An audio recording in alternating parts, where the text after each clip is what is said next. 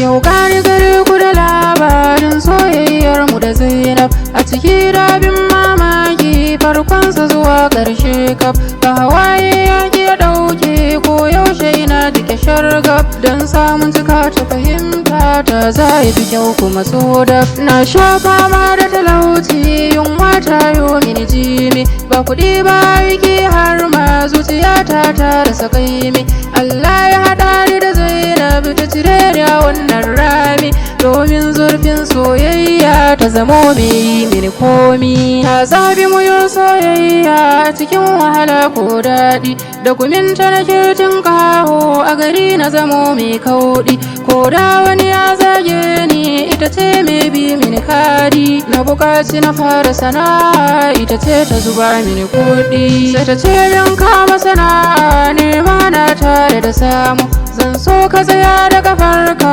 kafin maganar aurenmu hakanan ita ce ke dafa mini har na yi babban kamu ɗaukaka ta zo ta sannu daraja da kuɗi na samu kasuwanci ya bunƙasa suna na yin tashi koma me zan yi wa Zainab da wuya in zai wuta fanshe akasin haka sai na zamanto haƙurin da ya datse harshe yan mata suka ruɗe ni na guje Zainab ba tushe Zainab ba gida ta zauna da tsumayin ranar aure ta samu masoya sun zo domin ni duk ta kore har ta je ta ga gidana zaton ta kamar ta tare ta tsara wajajen komai har gun kwanan mu ta ware aka fagen sada zumunta ba zato kuma ba tsammani ta katin gaitar aure na ni ne ba kaulani nan take ta fadi a zauce tabbas ta kamu da rauni